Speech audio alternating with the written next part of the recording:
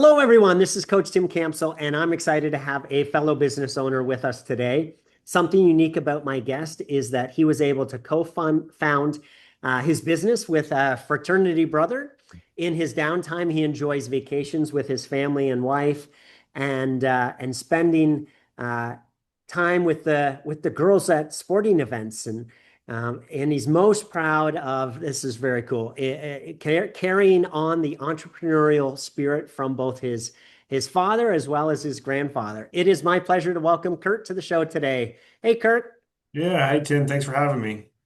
Awesome. Well, hey, let's start with having you share a little bit of your personal story. So tell us about yourself and your name, where you were born, where you live, and about your family. Yeah, this is the this is the hardest part to talk about myself. So, yeah, Kirk Taylor, born Northwest Indiana, Valparaiso. Um, Only child. My father left corporate management when I was probably 8 or so, and started his own, acquired a business and ran that until December 31st of this year when he'll be retiring. I went to Indiana University in Bloomington, and then after school, I went to Chicago to work for Big Four accounting. I was an accounting and finance major at IU, and after living in Chicago for about 11 years, we came back to Indiana to start our businesses and grow from there. Fantastic. And about your family. Sure. So, met my wife on campus. Been married just 20 years now. We had our 20th anniversary in June. We have three great daughters. Oldest was born in Chicago, so she was about 1.5 when we moved down here.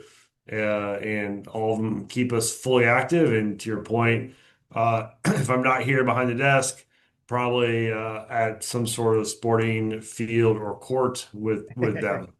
Awesome. And what's your wife's name? Yeah, Courtney Taylor.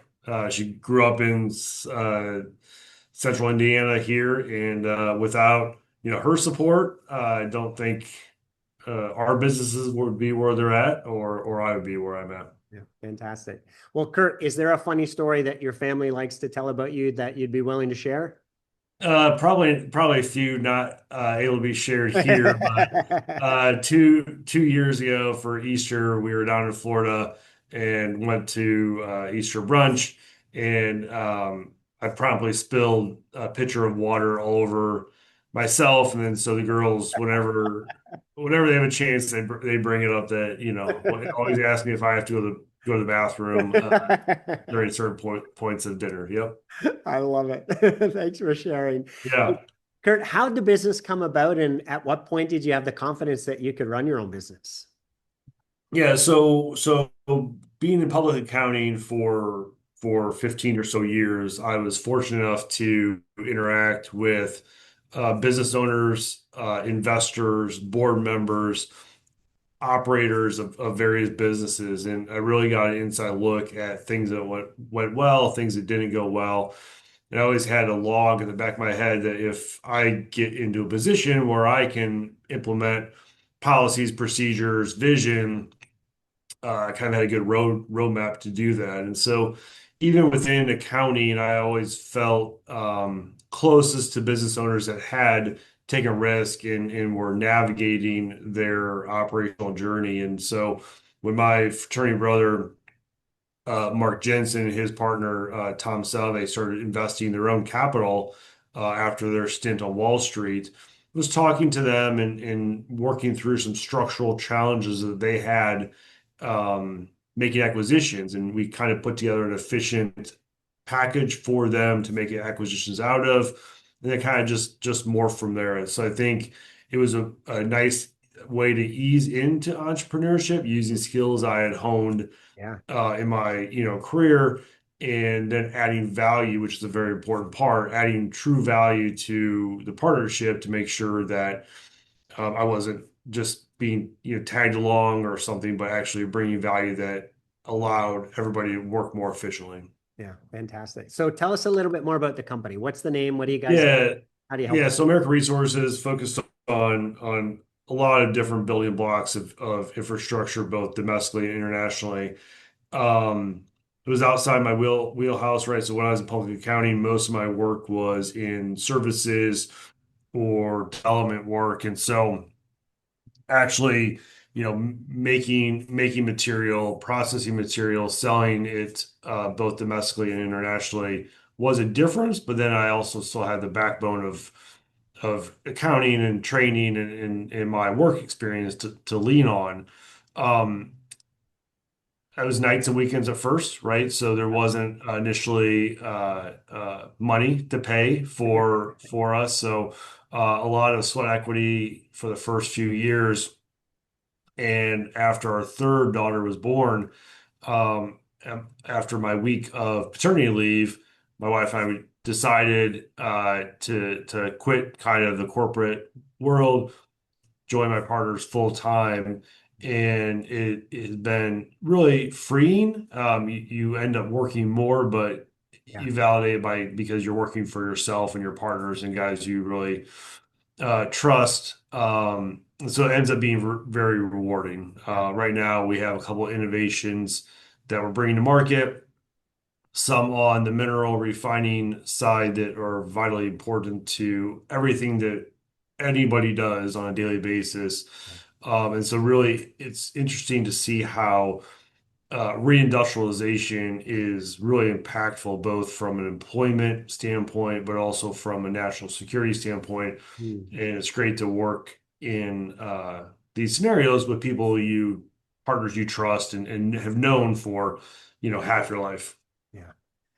So I know you and I talked offline a couple of weeks ago about, the mining Mhm. and the that the end goal is that they're put back to the way that they, were Mhm. or set up to be, uh, you know, environmentally friendly, which I thought was just an amazing. Maybe just explain a little bit about that. Yeah, and Like, so I'm an accountant, right? So everything kind of comes down to cost. And one of the best ways to mitigate costs is to run your business in a responsible manner. mm, So thinking about how can I mitigate waste from a cost perspective, not, I mean, it's obviously the right thing to do as well, but you don't want to impair your business by adding costs when it's not revenue producing. So trying to think of creative ways to turn waste streams or byproducts into revenue generators or at least neutral revenue streams has been very impactful. And as we looked at the entire envelope of what we owned and operated, and we're trying to remediate, it turned into a whole nother business, right? So, both from a land remediation standpoint, as well as a mineral processing standpoint, um, having the view mindset of looking at an entire problem, trying to find a solution. I think we're challenged positively by our partners in that most challenges have a solution, right? And normally that solution can turn into a big positive. So instead of just doing a status quo, what's the optimal outcome here? How do we push that forward? Asking why and finding out the real solution has always really been beneficial for us. I love it. Yeah, that is awesome. So, Kirk, we know that successful businesses can get stuck at various stages of their growth journey. So, tell us about your biggest challenge and how you worked through it.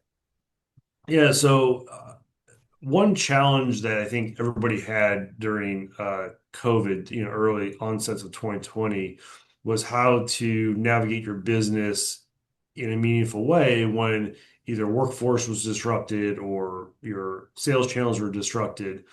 We actually collectively worked pretty hard during that kind of downtime, and looked at how we were going to drive value. Um, for the next decade, right? The next 5 years, the next 10 years. The mining side was really challenged because global supply chains fell apart. People didn't need the end product anymore. Mm, And that side really fell off. Some of our um, competitors and other people in the industry just went to the government for bailout type money, whereas we kept our people working actually and we kept our people working in environmental cleanup, yeah. other remediation items, and then we moved into the mineral processing side during this time period of uncertainty, making kind of a risky bet Yeah, on sure. putting our capital first, say we think this is where industrial policy is going to go to. We started looking at technologies before anybody else really cared about it. Yeah. Um, Found technology at Purdue University, which as a Indiana Hoosier grad is kind of tough to say, but Purdue has wonderful engineers and PhDs. And we moved and licensed and advanced this technology when there was no US end market for the product, because we thought there would be. And so I think it was challenging to make that decision to um, not necessarily pivot, but invest in an alternate path when there wasn't like near term reward for it. But I Mm, think collectively we saw the value in being aggressive when a lot of people were pulling back, and so far it's starting to work out. that's awesome. Very cool. Yeah. I love that you had that forward thinking and that trust that Yeah. you were going to figure it out. Because yeah, there Well, were Tim, I mean, you probably saw this too during kind of the COVID period when Zoom became so prevalent yes. that a lot of people were didn't have like they had a job, but they didn't have daily functions anymore because their meetings were closed down or Yeah. their consulting jobs were put on pause. And during that time period, anybody would talk to you. And so we Yeah. actually used that opportunity to talk with gain board members, gain stakeholders all across the spectrum of large companies that probably never would have talked to us had they been too busy with Yes. daily functions. So um, we actually kind of use that to our advantage, um, and continue to stay aggressive when I said when other people were pulling back. Yeah. I love it. Yeah. So let's talk about people who have helped you along the way. We know that, success is never in isolation. So I'd like you to pick three people in your business owner journey that you're most grateful for them being there for the business's growth. So who are those three people and how they help you? Yeah, so first was my actual pledge brother, who's our CEO's brother, Greg Jensen. He was our general counsel until he went back and focused on his military service, which is thank you for his service, especially today on Veterans Day. But he was the one that kind of slowly brought me in to start, in him being a lawyer and having a law background Yeah. help bridge my gap of working in Big Four accounting and having a accounting background into putting a toe into entrepreneurship, which is great. I think just the example my father set while growing up. He was always available. He always took me to school, picked me up, but he worked nights and weekends and all the times in between to make sure that he was able to do that, right? And so, having just an ingrained work ethic on that front, I think is very important.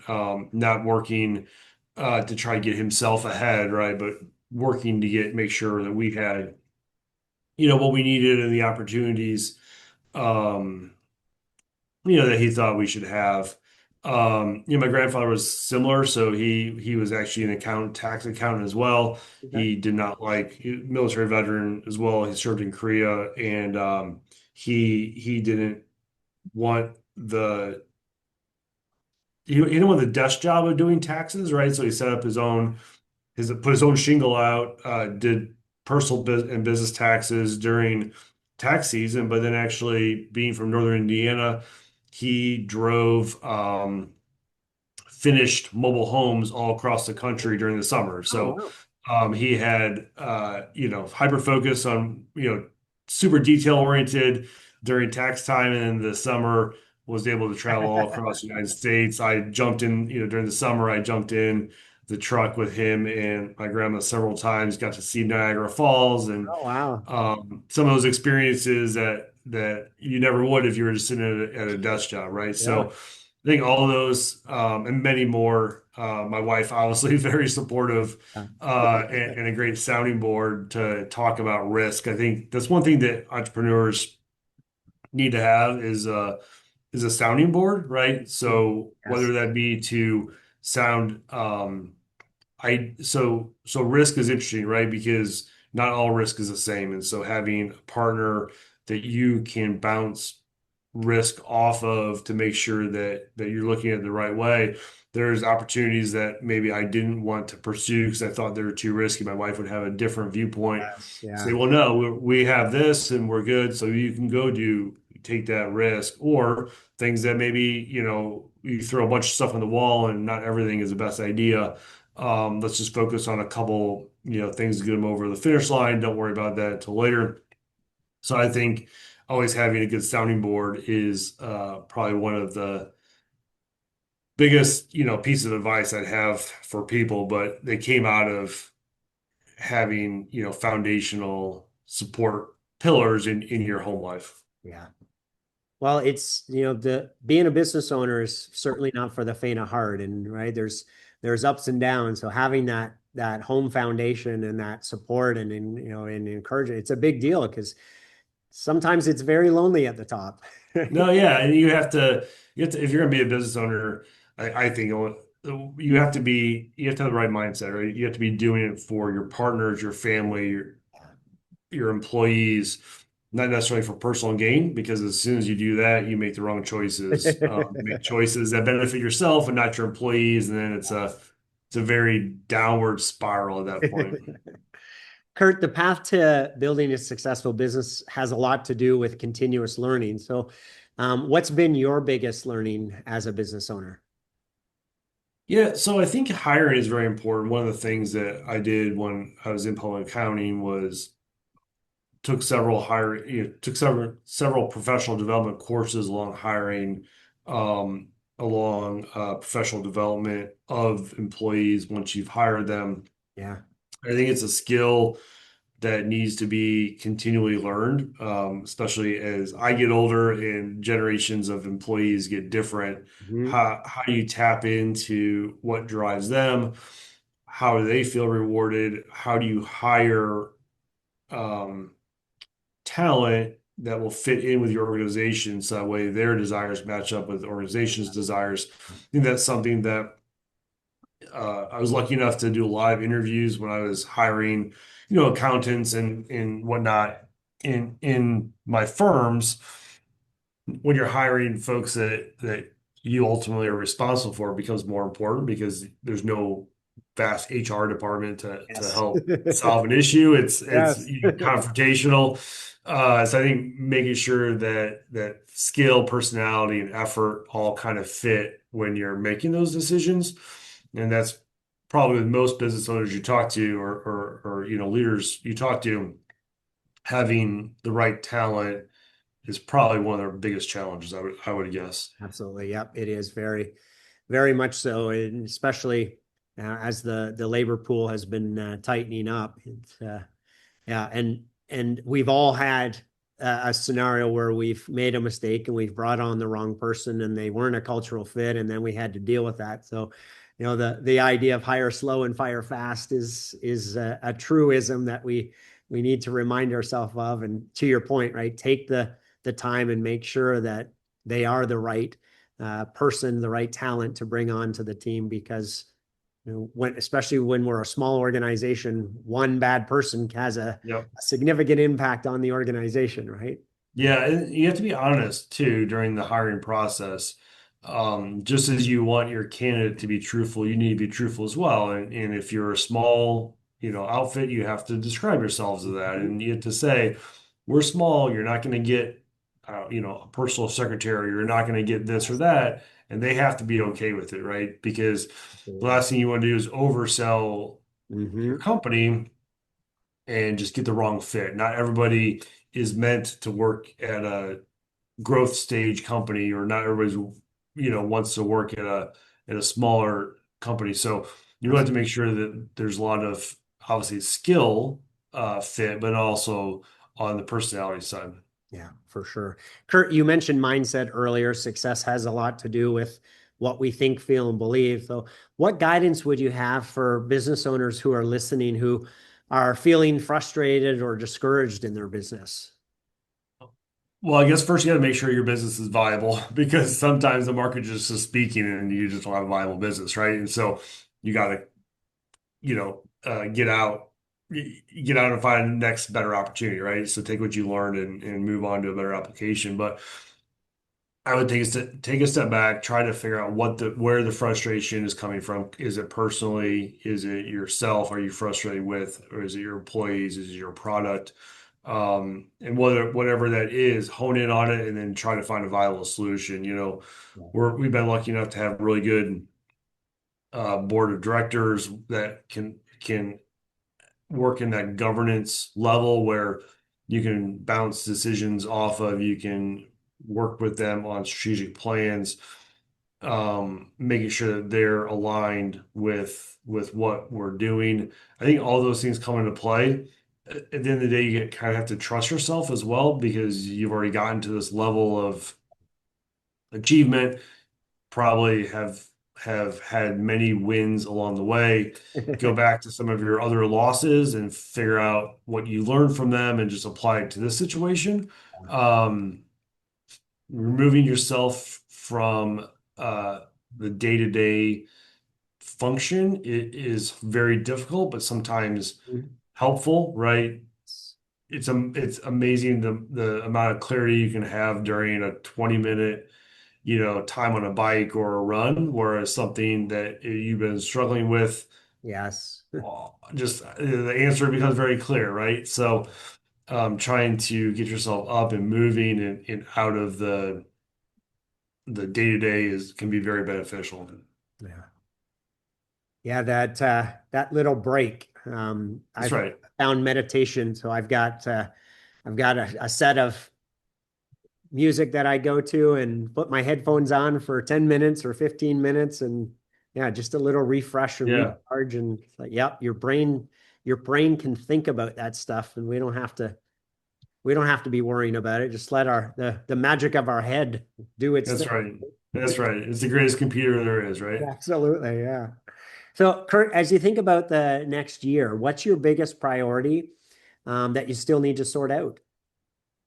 So on the mineral refining side, we're doing a lot of larger contracts with much larger customers, Mm, making sure that we put our business in the proper situation with these larger customers and making sure that we don't step into a contract trap where we can't grow the way we want to grow.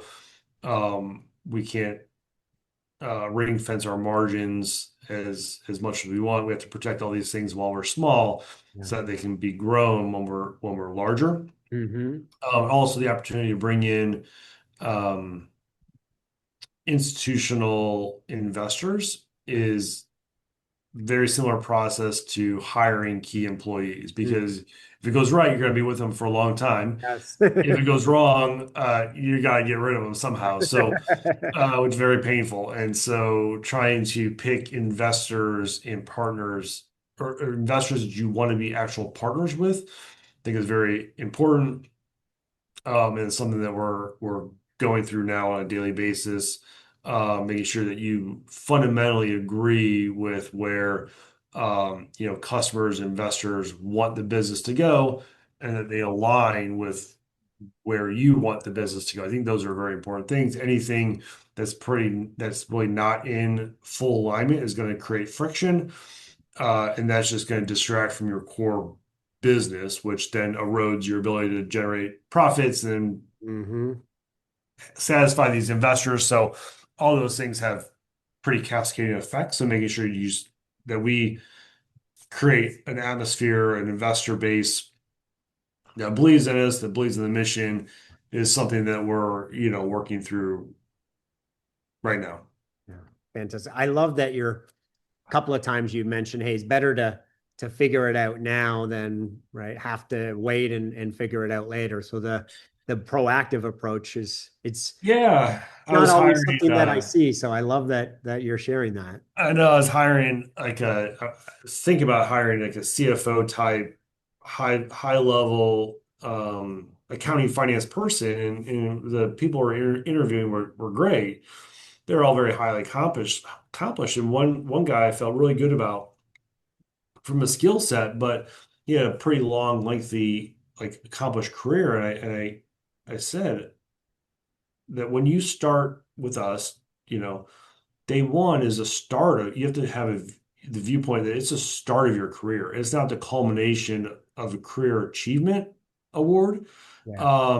And that kind of reset the framework for how we look at it, right? So we want people that are hungry to grow from where they were at before, not looking at some sort of, cushy achievement type of a job. And that has really helped um, align, investors and other people that have come in with us because every day we get up and you got to go make real things happen Yeah. for yourself, Yeah. for your family, for your employees, and we want everybody else that's going alongside of us have that same mentality.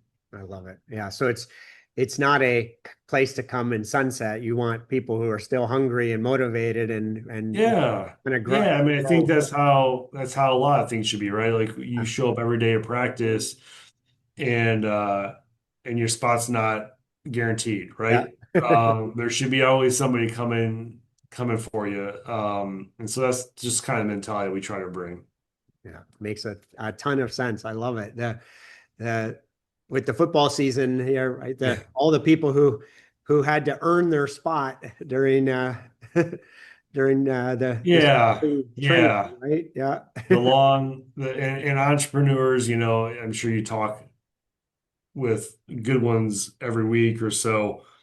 There is a long journey to get to where they're at, right? That you see a few get their companies bought out by huge amounts of money and everything looks great. It looks so easy, but you don't see the 4 to 5 or 6 years where maybe they didn't make a salary, right? And they Yes, had yeah. mortgages just to get there. So there's And always a really good story behind yeah, the struggles that allow for that one moment that it looks so easy, right? that's the 5 year overnight success, right? Yep. Yep. Yep. I mean, yeah, I mean, there's years that we didn't have salary and we made sure all of our employees were paid and all that stuff. And that's just when, your faith and your family and all that kind of stuff have to be aligned. So that way you're working towards something that's going to be better. Absolutely.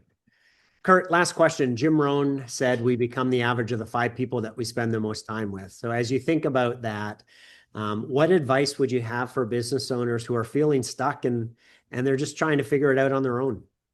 Well, I would say hopefully your top five should be your family members. It was Sunday morning, daughter had a soccer game, and I worked before and then worked after. But when we're there, I was watching and cheering during that moment, right? And I think that if you lose sight of that, then you're gonna get buried by the day to day because it's gonna be overwhelming. Yeah. But make sure that those 5 people that you're around most are your family, which is the most important, and then your co-founders and your other partners.